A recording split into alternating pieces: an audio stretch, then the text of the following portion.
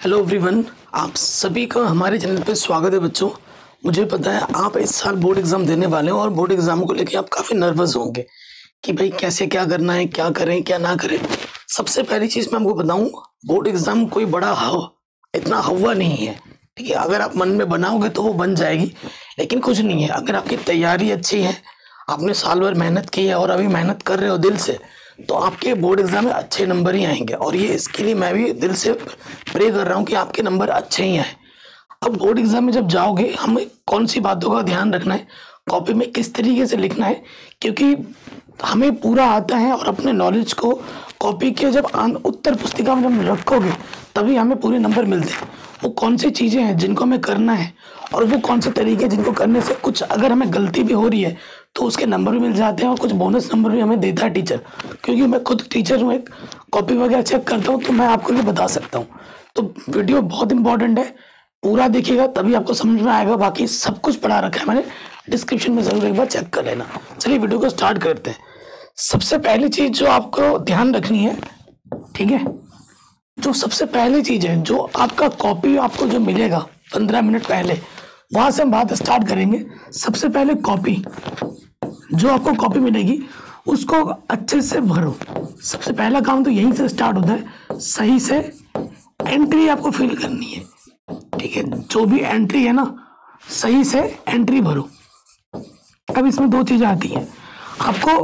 देखो, पहला काम आपको ये करना है, जो आपको कॉपी आपको मिलेगी, कॉपी कैसे लिखी जाती है, बोर्ड एग्जाम की कॉपी कैसे होती है, उस पर मैंने एक अलग से वीडियो बना दी है। अगर आपको देखना है तो मैं लिंक्स पर डाल दूंगा डिस्क्रिप्शन में। मैंने डिटेल में कॉपी, रोल नंबर कैसे भरना है, कैसे कॉपी लिखी जाती है, सारा कुछ। ठीक है, तो सबसे पहला काम तो यही काम करना है, इस कॉपी में अच्छे से एंट्री सारी भरनी है। ठीक है, एंट्री भरने के बाद जो रजिस्टर वाली कॉपी मिलेगी, एक रजिस्टर आएगी आपके रूम में, उस रजिस्टर में अभी आपकी एंट्री होगी और आपके सिग्नेचर होंगे। और इस पहली वाली कॉपी में भी आपके जो रूम के परीक्षक होंगे उनके सिग्नेचर होंगे। ये तो सबसे पहला काम है, ये हो जाना चाहिए। ठीक है, क्योंकि अगर यहाँ पे उनके सिग्नेचर नहीं होंगे ना, और आपका सिग्नेचर यहाँ नहीं होगा, तो आपकी कॉपी चेक नहीं मानी जाएगी। और आपने अगर रजिस्टर में सिग्नेचर नहीं किए हैं तो आपको अनुपस्थित माना जाएगा और आपकी बोर्ड की कॉपी चेक नहीं होगी। तो सबसे पहला काम तो यही है कि जैसे ही पहले जाओ, अच्छे से एंट्री फिल करो, आपकी रजिस्टर भी और आपकी कॉपी की भी। उसके बाद जो अगला काम आपको करना है, नेक्स्ट काम, आपको कॉपी मिलती है 15 मिनट पहले। ठीक है, 15 मिनट पहले मिलेगी, तो 15 मिनट कॉपी भरने में नहीं लगता है आपको। 15 मिनट कॉपी भरने में नहीं, कॉपी भरने में, एंट्री भरने में 2 से 3 मिनट लगेंगे। ठीक है, उसके बाद आप 12 मिनट खाली नहीं बैठ सकते। आपको क्या करना है, इन 12 मिनट का सदुपयोग करना है। आपको टीचर मना करेगा, जो क्लास टीचर होगा वो बोलेगा कि इसमें कुछ भी मत लिखना। और हाँ, वो एमआर शीट जो है बच्चों, अगर आपको एमआर शीट मिल रही है तो उसको ध्यानपूर्वक भरना है। कोई भी ऐसी एंट्री जो आपको पता नहीं है, बिना जाने नहीं भरना है, क्योंकि ओएमआर शीट आपको दोबारा नहीं मिलती है। ठीक है, ध्यान रखिएगा। ओएमआर शीट में एक भी एंट्री ऐसी अगर भर देंगे आप इधर से उधर, तो वो कॉपी ओएमआर शीट चेक नहीं होती, स्कैन होती है। वो उसे टीचर नहीं चेक करता, वो कंप्यूटर स्कैन करता है, स्कैन नहीं होगा, ये ध्यान रखिएगा। तो कोई भी गलती उसमें नहीं होनी चाहिए। 15 मिनट आपको पहले कॉपी मिलेगी, तो उस 15 मिनट में देखो, एक पेज होता है ना, पेज के इधर वाले पन्ने में यहाँ लिख देना आप रफ पहले से ही। ठीक है, यहाँ रफ लिख के जो भी आपका विषय हो, ठीक है, आपका जो भी विषय हो, गणित हो, अगर आप गणित का पेपर दे रहे हैं तो जो फॉर्मूला आपको लगता है भूल जाओगे आगे चलकर, वो यहाँ लिख दो। कोई चीज़ आपको लगती है कि जो आगे जाके मैं भूल जाऊंगा, अभी मुझे याद है, आगे चल के मैं भूल सकता हूँ, फटाफट उन चीज़ों को यहाँ लिख दो। ठीक है, ये काम कर दो। ये काम आपको 15 मिनट, जो 10 मिनट मिलेंगे एक्स्ट्रा, उनमें आराम आराम से कर लेना है और ये इसका सदुपयोग करना है।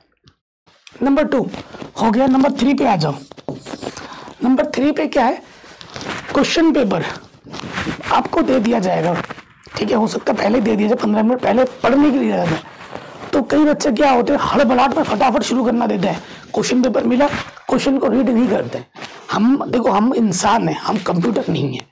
हमने कंप्यूटर जरूर बनाया है, लेकिन हमारा दिमाग को थोड़ा सोचने का मौका देना चाहिए। देखो, कई बार ऐसा होगा एग्जाम टाइम में, आपने देखा होगा कि कई बच्चे जब एग्जाम से बाहर निकलते हैं, वो बोलते हैं यार काश 10 मिनट मिल जाता, मेरा एक क्वेश्चन छूट गया। अरे मेरे को ना उस टाइम पे ये क्वेश्चन नहीं आ रहा था, लेकिन मुझे अभी आ रहा है। अभी आता है, तो ये एग्जाम फियर होता है, इससे बच के रखना। उसके लिए क्या करना है, जो कॉपी आपको मिलेगी, जो पेपर आपको मिलेगा, पेपर को ढंग से रीड करना है। एक बार शुरू से लेके एंड तक देखो।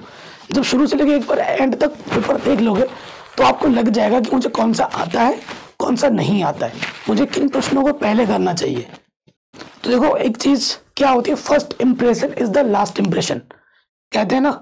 अगर तुम्हें कोई लड़की या कोई लड़का देख रहा है, अगर तुम उसे पहली नजर में पसंद नहीं आया ना, तो उसे तुम जिंदगी भर पसंद नहीं आओगे, फिर भी दिक्कत हो जाएगी। तो आपको क्या करना, जो आपकी कॉपी है, ठीक है, स्टार्टिंग के 4 से 5 पेज की बात कर रहा हूँ, 4 से 5 पेज, कोई कटपिट नहीं होनी चाहिए, कोई कटपिट ना हो, साफ साफ जो प्रश्न आप कर रहे हैं टोटल आपको आना चाहिए। और हाँ, कई बच्चे मुझसे पूछते हैं सर एकदम सीरियल वाइज करना है क्या? नहीं, कोई जरूरत नहीं है। जो आपको पहले आता है पूरा पूरा, आप उन प्रश्नों से स्टार्ट करोगे, ठीक है, आप उन प्रश्नों से स्टार्ट करोगे। और देखो, अगर आपकी शुरुआत में कोई गलती नहीं होती है, आप सभी का सही से उत्तर लिख रहे हो, तो अगर किसी प्रश्न में जाके आप अटक जाते हो, थोड़ा लिखते नहीं हो या थोड़ा बहुत लिखते हो, तो भी टीचर उसको सही करके पूरा नंबर दे देता है, ठीक है। और शुरुआत में ही खिचड़ी पकाना शुरू कर दिया, काट पीट शुरुआत में नहीं, ऐसा नहीं करना है। कई बच्चे क्या होते हैं, अरे क्या होता है कि ये पेज है ना, पेज छोड़ देते हैं, एक पेज इस क्वेश्चन का नहीं आ रहा, मैं ये पेज छोड़ देता हूँ, आगे थोड़ी देर बात करूंगा। पेज मत छोड़ना कभी भी। कई बार टीचर कॉपी चेक करता है, पेज छोड़ देते हो, कॉपी टीचर आगे चेक ही नहीं करता है, सोचता है कि उसने कुछ लिखा ही नहीं होगा। और हर कॉपी के यहाँ पर इस वाली जगह पे PTO, प्लीज टर्न ओवर जरूर लिखा करो, प्लीज, ये बहुत ज्यादा जरूरी है, ये आपको करना ही करना है, ठीक है। ये चीज हो गई। और कोशिश ये करो कि जो बड़े नंबर के प्रश्न है, ठीक है, कई बार देखा गया है कि हम स्टार्टिंग से करते करते आखिरी में जाते हैं, और शुरू में होते छोटे छोटे नंबर के और आखिर में होते बड़े नंबर के, तो वो हमें करना है, ठीक है। बड़े नंबर वाले पहले करो और छोटे नंबर वाले बाद में करो, तो ये बेहतर होगा, ठीक है। जिनकी स्पीड थोड़ी कम है उनके लिए ये ज्यादा बेहतर टिप्स है। और क्या करना है, देखो कई बार ऐसा देखा गया है बच्चों में, नेक्स्ट जो टिप है 4 नंबर की, कि सर कई बच्चे ऐसे होते हैं कॉपी भरने के नंबर मिलेंगे, बोर्ड एग्जाम में कॉपी भरने के नंबर नहीं मिलेंगे। आपको जो कॉपी मिलती है उसमें से सबसे पहले पेपर में लिखा हुआ होता है कि 1 नंबर का उत्तर 20 से 30 वर्ड में लिखना है, 2 नंबर का उत्तर 40 से 50 वर्ड्स में लिखना है। तो ये क्यों लिखा होता है? जितने नंबर का प्रश्न हो आपको उतने ही वर्ड्स में लिखना है। कई बच्चे ऐसे होते हैं, जैसे 3 नंबर का प्रश्न है उसको लिखना है आधा पेज में, है ना, और जैसे 1 नंबर का पेज है उसको लिखना है कुछ पन्ने में, या 5 नंबर का है उसे लिखना है 1-2 पेज में। तो अगर उसने 3 नंबर का क्वेश्चन आधा पेज में लिखना था, 5 नंबर का क्वेश्चन 2 पेज में लिखना था, 5 नंबर का उसे नहीं आता, उसने लिखा है 4-5 लाइन लिखा है उसने, मान लेते हैं, तो वो क्या सोचेगा, अरे ये क्वेश्चन तो मुझे पूरा आता है, मैं पूरा कॉपी भर दूंगा, इसको 2 पन्ना इसमें भर दूंगा। क्या ही फायदा होगा? कोई फायदा नहीं होगा। आप 2 पन्ने क्या, 2 पूरा कॉपी भर दो, नंबर तो आपको 3 ही मिल रहे हैं ना।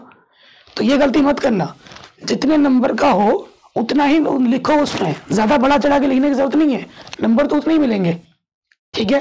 जितना पूछा जाए उतना ही लिखना है, ये ध्यान रखना है। अपना प्रेजेंटेशन पे ध्यान रखना है, साफ सुथरा लिखना है। अच्छी राइटिंग, अच्छी हैंड राइटिंग हो या ना हो, लेकिन आपकी प्रेजेंटेशन अच्छी होनी चाहिए, साफ सुथरा लिखना होना चाहिए, ठीक है। ये चीज ध्यान रखनी है, जितना पूछा जाए उतना ही लिखना है। अगला चीज है, जितना पूछा जाए उतना ही लिखो।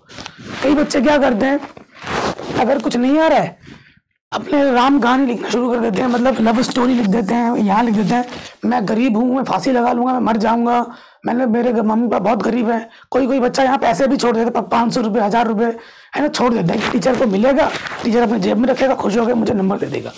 टीचर कॉपीज आजकल के जमाने में, हाई फाई टेक्नोलॉजी के जमाने, कॉपी चेकिंग होती है CCTV कैमरे के नीचे। अगर टीचर को पैसे मिल भी रहे हैं ना, तो वो पैसे उठाएगा, कैमरे में दिखाएगा और अपनी जेब में तो रखेगा, साथ ही साथ आपके कॉपी में रख देगा 0, बड़े बड़े 2 अंडे। क्यों? क्योंकि वो नंबर नहीं दे सकता, सब दिख रहा है, कॉपी कैसे चेक हो रही नहीं दिख रही है। अगर वो ऐसा करेगा तो उस टीचर की जॉब भी जाएगी, तो फायदा नहीं है, इन चीजों का कोई फायदा नहीं है, मत करना, ठीक है। ये जो इमोशनल ब्लैकमेल करने का आप सोच रहे हो ना, इनसे तो दूर ही रहना। जितना पूछा जाए उतना ही लिखो।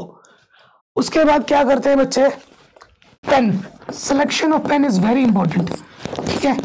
बच्चे क्या करते हैं, बोर्ड एग्जाम है भाई, बहुत एक्साइटेड हो जाते हैं, मार्केट में जाते 50 रुपए की पेन, 100 रुपए की पेन, है ना, 10-12 पेन अलग अलग ब्रांड की खरीद के लाएंगे। ऐसा बिल्कुल मत करो। आपको डॉट पेन जो होता है ना, बॉल पॉइंट कहा जाता है, जैसे आप बॉल पॉइंट का अलाउड है। कौन से पेन? नीला और काला पेन। आप स्केच पेन भी यूज कर सकते हो, ठीक है, लेकिन जो जेल पेन है या वाइटनर है, इनका प्रयोग बिल्कुल नहीं करना, ठीक है।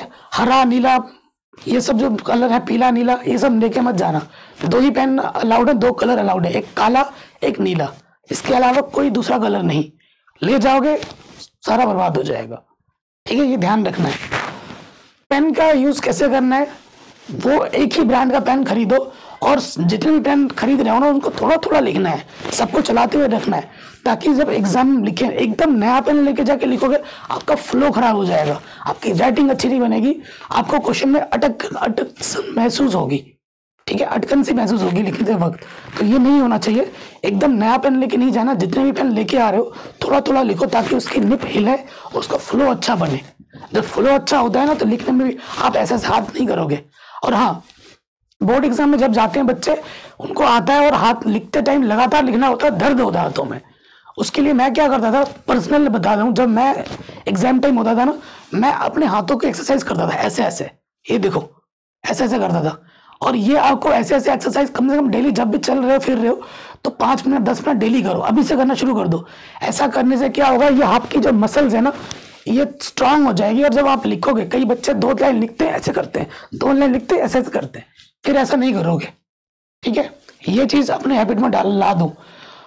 अगर ये जो भी चीज मैं बोल रहा हूँ, प्रेजेंटेशन, जो अगर सामाजिक विज्ञान है, कुछ भी है, हिंदी है, तो उनको टॉपिक बना बना के लिखो। प्रेजेंटेशन पे ध्यान दो, जो इंपॉर्टेंट चीज है उसको हाईलाइट करो। कई बच्चे क्या होते हैं, इधर से लिखना शुरू करते हैं, इधर पूरा भर देते हैं। नहीं, क्या करना है, जो इंपॉर्टेंट चीज है ना, उसे हाईलाइट करोगे आप। ब्लैक पेन से लिखो, ये थोड़ा 3-4 लाइन लिख दिया, उसके बाद थोड़ा 1 लाइन छोड़ के दूसरा लिखो। मैथ की कॉपी कैसे लिखते हैं, साइंस की कॉपी कैसे लिखते हैं, ये सारा, मैं इंग्लिश की कॉपी कैसे लिखते हैं, इस पर वीडियो बना के रखा है। आप जब सर्च करोगे ना कि साइंस की कॉपी कैसे लिखते हैं, विज्ञान की कॉपी कैसे लिखते हैं, गणित की कॉपी कैसे लिखते हैं, और हमारे चैनल का नाम लिख दो, वीडियो टॉप पे आनी शुरू हो जाएंगी, सब कुछ मिल जाएगा, आप देख सकते हो, ठीक है। इंग्लिश में क्या है, जो जो आपको हार्ड विषय लगते हैं ना, उनको अभी आप मेहनत करो। हमारे चैनल पे सारे वीडियोस अपलोड है, सब कुछ आपको मिल जाएगा। तो इन चीजों को जो मैंने अभी आपको बताया, अगर आप फॉलो करोगे ना, तो बोर्ड एग्जाम में आपके अच्छे नंबर लाने से कोई नहीं रोक सकता, कोई नहीं रोक सकता। इन चीजों को अप्लाई करना है, ठीक है। अगर आपकी प्रेजेंटेशन अच्छी होगी, जो पूछा जाए वो ही लिखो, ठीक है, साफ सुथरी प्रेजेंटेशन होगी, तो अगर कहीं भाई अटक रहे हो तो टीचर भी आपको नंबर देकर, हाँ, स्टेप वाइज मार्किंग मिलती है आपको, ठीक है। अगर कुछ कुछ लिखा है आपने तो नंबर पूरे मिलेंगे, कुछ छोड़ के नहीं आना है। छोड़ के आओगे तो वो तो 0 हो गया ना। कुछ लिखोगे तो एग्जाम में कुछ उस पर नंबर छोड़ेगा जरूर, क्योंकि स्टेप वाइज मार्किंग होती है, ये ध्यान रखिएगा। कई बच्चे मुझसे पूछते हैं, सर स्टेप वाइज मार्किंग होती है? बिल्कुल होती है, ठीक है। अगर तुम क्वेश्चन में लिखोगे ना, क्वेश्चन कुछ नहीं आता मैथ में कि ये दिया हुआ है, ये निकालना, तो भी एग्जाम में उस पर नंबर छोड़ेगा, ठीक है। तो ये चीज है, आपको किसी भी विषय में कभी भी प्रश्न को छोड़ना नहीं है, चाहे वो किसी भी टाइप का प्रश्न हो। ऑब्जेक्टिव प्रश्न तो बिल्कुल भी नहीं छोड़ना। बहुविकल्प भी अगर आता है ना, तुक्का ही मार दो तो मार दो, लेकिन कुछ सब्जेक्टिव में भी कुछ भी नहीं आता है तो कुछ जो दिया है प्रश्न वही एक बार लिख दो, ठीक है। जो मन में आ रहा है थोड़ा वो लिख दो। अब नहीं आता तो उनमें तो यही करना पड़ेगा ना, जो भी मन में आ रहा है थोड़ा लिखो। लिखना जरूरी है, ये उन प्रश्नों में करना है जो हमें नहीं आते। प्रश्न जब आप पढ़ रहे होते हैं ना, तो प्रश्न में कीवर्ड छुपा हुआ होता है, तो उन कीवर्ड्स पे जो भी मन में आपके थोड़े बहुत आ रहे हैं उनको विचारों को लिख दो। जो भी आपको थोड़ा बहुत नॉलेज है तो नंबर जरूर मिलेगा, ठीक है। इन बातों को ध्यान रखिए, अच्छे से मेहनत कीजिए, शिद्दत से मेहनत कीजिए, भगवान भी आपको मेहर करेगा आप पे, आपको अच्छे नंबर देगा अगर आप अच्छे मेहनत कर रहे हो तो। जय हिंद। इस वीडियो को हर जगह शेयर करें। ऑल द बेस्ट सभी को बोर्ड एग्जाम के लिए। आप बोर्ड एग्जाम में कितने नंबर लाना चाहते हो, कितने परसेंटेज लाना चाहते हो, अपने नाम के आगे परसेंटेज जरूर लिख देना, तो वो आपकी दुआ पूरी हो जाएगी। जय हिंद। मिलते हैं आपसे नए वीडियो में।